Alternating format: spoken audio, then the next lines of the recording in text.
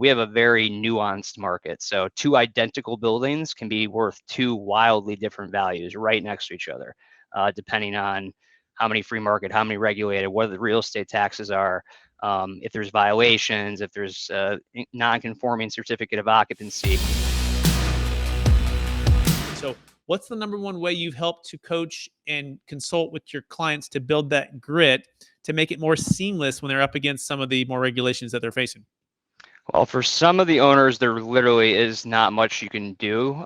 They passed some laws where basically you can't rent an apartment for more than the previous tenant did, and some of these tenants were there 30 years under rent regulations. So the idea of putting another tenant in at $700 a month when the operating costs of the unit are $1,200 a month, they really didn't leave any room for error there when they changed the laws to punish owners. But you can, on the expense side, really work at it. So there's upgrades to energy efficient boilers and windows, and there is some like free money out there. You got to really hustle for it because you're not going to grow the NOI from the top line revenue, but you might be able to, kind of finesse things using, basically a lot of attention to detail on the expense management of properties.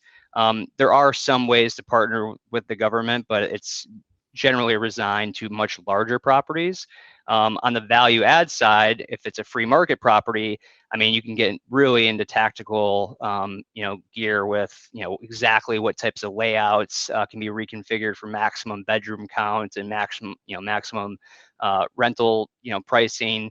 You can really start to maybe work with people on how to reposition the retail, or if they have air rights that they're not ever planning on using, but they can get paid for that on the sales side. That creates like a very clear win-win operation.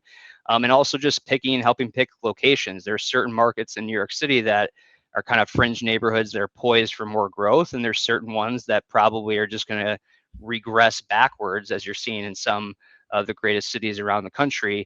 So it is kind of like it's not a completely one size fits all solution. Like New York City is the place to be. It's what pockets, what streets, what corridors.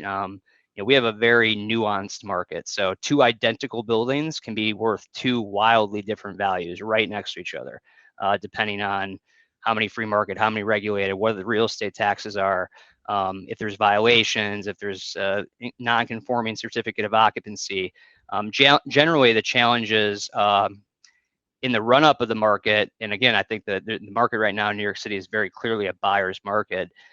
In the run-up of the market, peaking probably about 2015, 2016, 2017, all those obstacles were kind of, the sellers got off with a free pass. Now the buyers are getting discounts and basically are able to build into a 7.5 cap on cost in good areas of New York City if it's got a little hair on the dog and you got to work through it. So you're actually getting paid for your sophistication and expertise right now, which honestly is like a new phenomenon. I was selling a lot of value add properties in the run up where I was like, man, you're just working hard to stay in the same place, but there is an actual opportunity to solve other people's problems and profit from it. Yeah, we're talking with Shaun Riney, NewYorkMultifamily.com, NewYorkMultifamily.com.